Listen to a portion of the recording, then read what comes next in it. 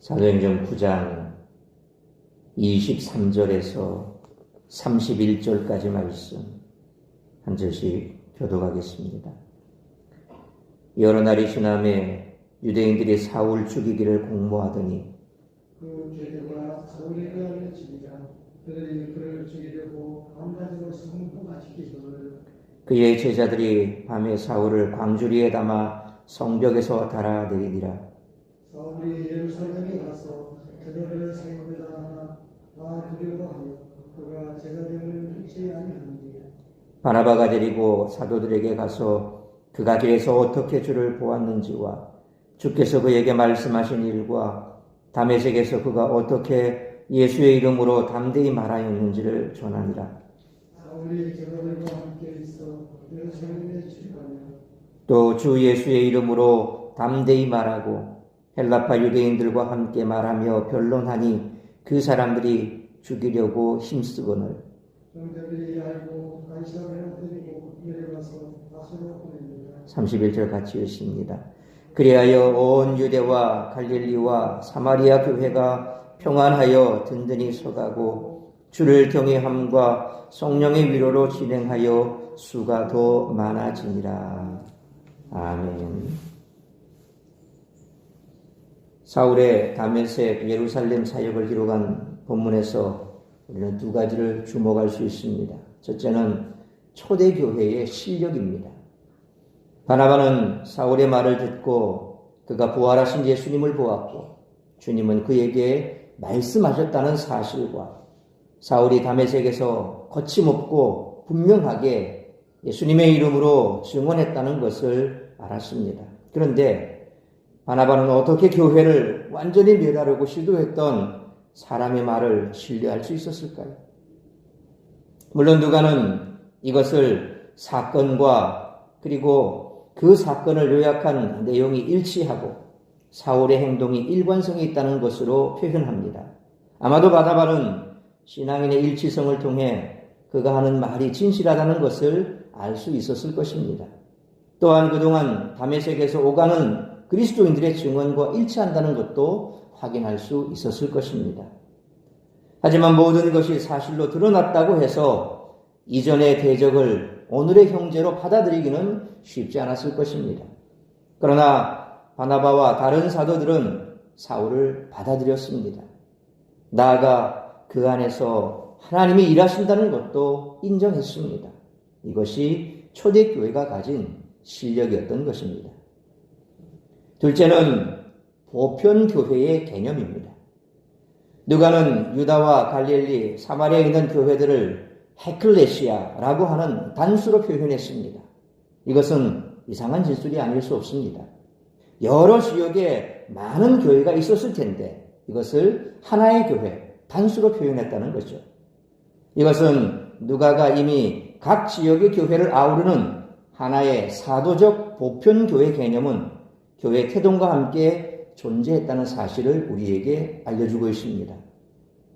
이 개념은 교회의 존재와 뗄 수 없이 묶여있기 때문입니다. 왜 그럴까요? 부활하신 주님이 자기의 이름을 부르는 이들을 자기 몸이라고 말씀하셨기 때문입니다. 오늘날 우리는 매주 사도신경으로 거룩한 공회라는 것을 고백합니다. 이 공회라는 것이 유니버셜 처치, 보편교회입니다. 그러니까 카톨릭처럼 한 교황 밑에서 동일하게 쭉 퍼져 있는 그런 교회를 얘기하는 게 아닙니다. 우리는 각자 요즘 말로 치면 교단이 다릅니다. 물론 그때는 초대교회 같은 경우에는 그런 개념이 없었지만 이제 점점 사회가 분화되고 발달할수록 또 신학적인 개념이 이렇게 생겨나면서 거기에 따라서 이제 교단이 나가게 됐죠. 분리가 됐죠. 장로 교단이 있고 감리 교단이 있고 여러 교단, 침례 교단이 있고 이런 교단들이 생겨버렸습니다. 그러나 중요한 것은 그런 교단이 중요한 것이 아니라 우리가 믿음이라고 하는 한 큰 줄기에서 볼 때 예수 그리스도를 구주로 믿고 삼위일체 하나님을 우리가 믿고 그래서 주님의 죽으심과 부활하심을 믿는 그래서 베드로의 고백처럼 신앙의 고백처럼 주님께서 바로 그리스도시요 하나님의 아들이시라고 하는 그런 사실을 우리가 인정하고 믿는 자들의 모임, 그것을 교회다라고 봤을 때 우리는 하나의 교회다, 보편교회다 그렇게 얘기하는 거죠. 그러니까 로마 가톨릭이 말하는 그런 개념의 교회와는 차별이 있는 겁니다. 바로 그것이 초대교회부터 있었다라는 거죠. 그렇다고 한다면 사실 오늘 다시 한번 우리의 교회관과 삶은 얼마나 이 고백과 일치할까 돌아볼 수 있어야 됩니다. 다들 개교회주의가 되고 교단화되고 그렇게 해서 네 교단만 맞다, 우리 교단은 아니다, 이러면서 자꾸 이제 이 밥그릇 싸움을 해 사는데 저는 가끔씩 그런 생각을 합니다. 천국 가면 너 어느 교단이냐, 너 장로교냐, 침례교냐, 주님이 그거 따지겠습니까? 그런 건 없는 거예요. 그러니까 신학적인 색채는 분명히 다릅니다. 성경을 해석하는, 성경을 바라보는 눈이 다르다는 거죠. 신학의 색채가 다르다는 것은 바로 그런 겁니다. 가령 종말론에 대해서 어떻게 해석할 것인가, 기독론에 대해서 어떻게 해석할 것인가, 이런 차이점은 있습니다. 이건 이단을 제외하는 겁니다. 완전히 기본적으로 우리가 보편교회가 얘기하는 그런 것에서 떠나버린 이단들을 제외한 그 나머지 순수 기독교라고 얘기하는 그런 이 기독교 내에서의 있던 나누어져 있는 분파들 또 혹은 교단들 그런 것들을 사실은 그렇게 크게 중요하지가 않죠. 그러나 대체로 보면 교회 안에서도 그렇습니다. 이 교회를 떠나가면 저주가 내려지고 이 목사를 떠나가면 뭐가 문제가 생기고 그런 건 없습니다. 제가 늘 얘기합니다만 그래서 굳이 꼭 우리 교회에 뼈를 묻어야 되느냐 요즘에 대해서는 거기에서 제가 많은 생각을 합니다만 중요한 것은 그래도 내가 태어난 집이 있고 모두가 다 한 형제지만 내 고향이 있듯이 그런 개념에서 드리는 말씀이고 그러나 어딜 가나 제대로 된 교회 안에 들어가면 거긴 다 예수님께서 말씀하신 정확하게 세워주신 그런 목회자들이 있고 그 목회자를 통해서 말씀을 선포하고 하나님의 말씀을 듣는 자들은 믿음 안에서 하나 될 수 있기 때문에 내 교회만 맞다 다른 교회는 안 된다 이런 개념은 우리는 가져서는 안 된다는 거죠. 이 보편 개념 교회 개념이 바로 그런 겁니다. 그래서 그런 개념 속에서 과연 자꾸 우리가 옆에 있는 교회, 저쪽에 있는 교회, 몇 미터 안에서는 교회가 들어오면 안 된다. 이런 개념들을 자꾸 가지고 이기적인 그런 생각을 가져서는 안 된다. 그래서 오늘 바로 이와 같은 보편교회 개념에 대해서 과연 우리는 이 교회관을 어떻게 적용하고 있고 또 어떻게 받아들이고 있는지 내 신앙과는 어떻는지 살펴볼 필요가 있다는 거죠. 너가는 예루살렘과 온 유대와 사마리아와 땅끝까지 이르라고 하는 이 예수님의 말씀이 어떻게 실현되었는가를 설명하고 있습니다. 6장 1절 그리고 7절 말씀처럼 예루살렘 교회 제자들이 많아지고 제자들 중에서도 예수님께 돌아오는 상황에서 스데반이 예수님과 같은 모습으로 순교를 당하자 결국 9장 31절 말씀처럼 온 유대와 갈릴리와 사마리아 교회가 수가 더 많아지게 됐습니다. 무엇보다 스데반을 죽이는 데 앞장섰던 사울이 오히려 복음의 사도가 되었습니다. 우리는 이 과정에서 하나님의 역사가 모든 상황을 뒤엎는다는 것을 알 수 있습니다. 따라서 오늘 본문의 말씀을 통해서 우리들이 깨달아야 할 것은 첫째로 23절로 25절 말씀처럼 교회의 대적을 위해서 기도하고 복음을 전해야 한다는 것입니다. 사도행전에서는 교회를 위해 핍박받은 사람들이 곧 하나님의 나라의 영웅입니다. 이제 사울이 새로운 영웅으로 등장하고 있습니다. 23절로 25절 말씀처럼 사울은 자기를 죽이려는 자들이 다메섹 성문까지 지키는 상황이 벌어지자 제자들의 도움을 받아서 광주리에 달려 내려져 도망했습니다.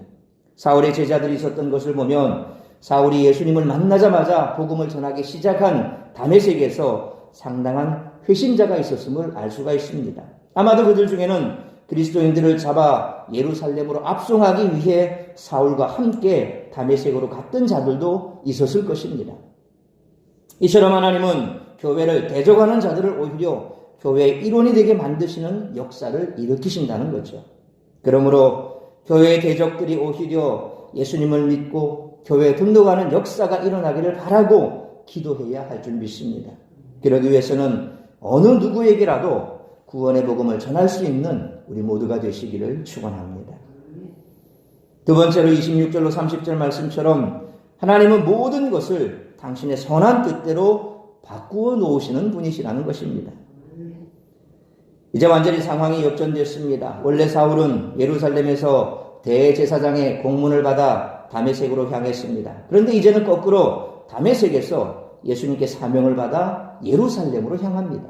26절 말씀처럼 다메섹의 제자들이 사울을 두려워했던 것처럼 예루살렘의 제자들도 사울을 두려워합니다.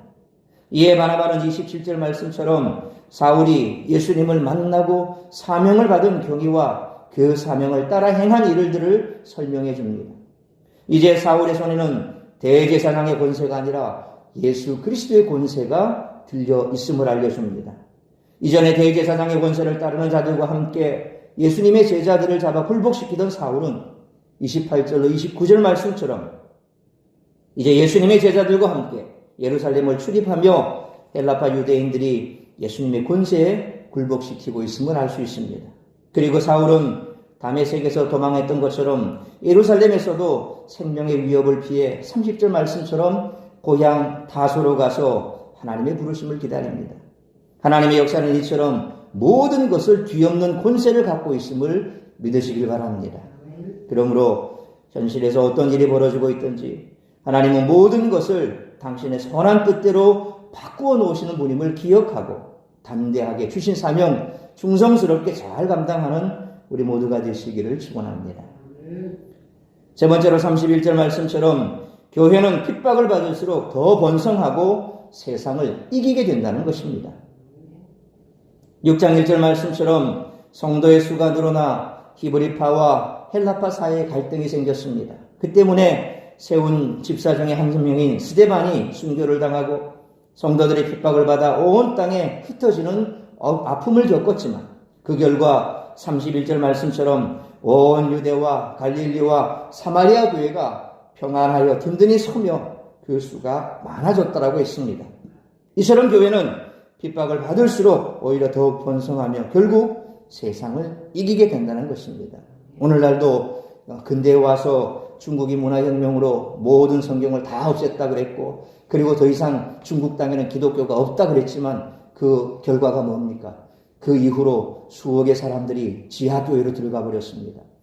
수면으로 드러나지 않지만 땅속에 들어가서 마치 예배를 드렸던 카타콤의 그 신앙인들처럼 그들 역시도 수면 밑에서 말씀을 전파하기 시작했던 겁니다. 오히려 그렇게 박해가 일어날수록 더 기독교인들은 믿음이 강해졌고 그리고 그 박해 속에서도 끈질긴 예수 그리스도의 생명을 붙잡고 그들은 믿음을 이어갔던 거죠. 오늘 우리가 평안하게 믿음 생활하다 보니까 자꾸 믿음이 떨어져 나갑니다. 코로나라고 하는 이 질병 하나 때문에 얼마나 우리 많은 기독교인들이 이 믿음의 줄기에서 스스로 떨어져 나가는지 알 수가 없습니다. 그래서 교회마다 아우성들입니다. 이렇게 가다가는 몇 년 더 가다가는 큰일 나겠다. 이런 생각들을 하게 됩니다. 그런데 또 반면에 믿음을 잃지 않기 위해서 애쓴 사람들은 오히려 또 믿음이 더 강해졌던 거죠. 그러니까 박해에서 떨어져 나가는 사람이 있는가 하면 박해를 통해서 더 집결하고 더 모이고 더 믿음을 굳건히 세우는 사람들이 있습니다. 이런 사람들이 힘있게 복음을 증거하면 결국 복음은 또 확장되게 되어 있다는 것입니다. 하나님께서는 항상 이와 같은 믿음의 사람들을 통해서 믿음을 더욱더 굳건하게 하고 또 그들을 통해서 점점 더 교회가 든든히 세워지는 그와 같은 일도 병행하신다는 거죠. 그러므로 우리 사랑스러운 교회 또한 모든 어려움을 딛고 일어서서 지역을 섬기고 열방을 섬기는 교회로 든든히 세워지기를 위해 날마다 기도하는 우리 모두가 되시기를 축원합니다. 사랑하는 성도 여러분, 주님은 예루살렘과 온 유대와 사마리아와 땅끝까지 자기 제자들을 보내사 증인되게 하시는 계획을 차질 없이 진행해 가고 계십니다. 눈에는 잘 보이지 않는다고 해서 하나님의 역사하심을 의심해서는 결코 안 된다는 것입니다. 오늘도 주님이 위대한 일을 행하시는 줄 믿으시길 바랍니다. 그러므로 주님이 주도하시는 반전과 전복의 역사에 귀하게 쓰임받는 우리 모두가 되시기를, 그리고 우리 사랑샘 교회 될 수 있기를 주님의 이름으로 축원합니다. 기도하겠습니다. 걸어가신 아버지 하나님, 은혜와 사랑을 감사합니다. 오늘도 이 새벽을 깨워 말씀으로 예배로 이 하루를 시작하게 하시니 감사합니다. 오늘 우리가 다시 한번 복음의 대적자였던 이 사울을 주님께서 그의 삶을 완전히 변화시켜 복음의 대적자가 아니라 복음의 증인으로 세워주셨고 그 일을 감당함으로 말미암아 그 주변에 많은 사람들이 주께로 돌아오고 또 그와 같은 일들을 통하여서 오히려 복음의 박해가 더 교회를 든든히 세우고 또 더 많은 교회가 하나 되는 역사를 보게 됩니다. 오늘 이 시대에도 코로나라고 하는 질병으로 인해서 많은 사람들이 복음의 가지에서 떨어져 나간 것처럼 보입니다. 그러나 다시금 이 시기가 끝나고 났을 때 우리는 또다시 하나가 될 줄로 믿습니다. 이전보다 더 많은 주님의 사람들이 모여들게 될 줄 믿습니다. 그 일을 위하여 먼저 우리가 잘 준비되게 하여 주옵소서. 복음에 뿌리 내리고 말씀에 뿌리 내리고 흔들림 없는 신앙으로 바르게 서서 그들을 불러 다시금 주님의 한 가족으로 모을 수 있기를 원합니다. 걸어가신 아버지 하나님, 어떠한 상황, 어떠한 환경 속에서라도 복음은 세상을 이깁니다. 우리 하나님을 대적할 자가 없습니다. 그러므로 교회를 대적하는 자들, 복음을 대적하는 자라 할지라도 우리가 믿음을 굳건히 하여 담대하게 그들에게 이 생명의 복음을 전한다면 그 대적자들이 오히려 복음의 일꾼이 될 줄로 믿습니다. 그리함으로 우리 스스로가 사람들을 제한하고 또 복음의 대적자라고 해서 그들을 터부시 여기고 또 생명의 복음을, 구원의 복음을 제한하여 전하지 않는다면 어떤 역사도 나타나지 않을 것입니다. 그러므로 제한 없이 어느 누구에게라도 오히려 복음의 대적자들에게 더 적극적으로 이 구원의 복음, 생명의 복음을 전하여서 그들이 주님 나라와 복음을 위해서 헌신자로 거듭날 수 있도록 만드는 그런 사명 우리가 잘 감당할 수 있게 하시고 무엇보다도 하나된 교회로 우리 사랑샘 교회가 힘들고 어려운 이 상황 잘 견뎌내고 또 하나님이 주신 힘과 능력으로 우리 모두가 한마음 한뜻 되어 몸된 교회를 위해 헌신하고 기도하고 그리함으로 정말 지역을 섬기고 열방을 섬기는 교회로 우뚝 세워질 수 있도록 한마음 되어 우리 모두가 함께 달려나가는 성도들 되게 하여 주옵소서. 그리함으로 이 교회가 정말 이 지역의 마지막 구원의 방주 역할을 잘 감당하며 죽어가는 영혼들을 주께로 돌아오게 하는 그러한 일들을 사명 잘 감당하는 교회로 서게 하시고 우리 모든 성도들 그러한 일에 앞장서는 성도들 될 수 있도록 축복하여 주시옵소서. 오늘도 우리의 삶을 주님 손에 올려드립니다. 나를 통하여 내가 만나는 그 누구에게라도 주의 복음을 증거하고 오늘도 나를 통하여 이루고자 하는 하나님의 뜻을 이루어드리는 복된 한날의 삶이 될 수 있기를 간절히 빌고 소원하오며 이 모든 말씀 우리 주 예수 그리스도의 이름으로 기도하옵나이다. 아멘.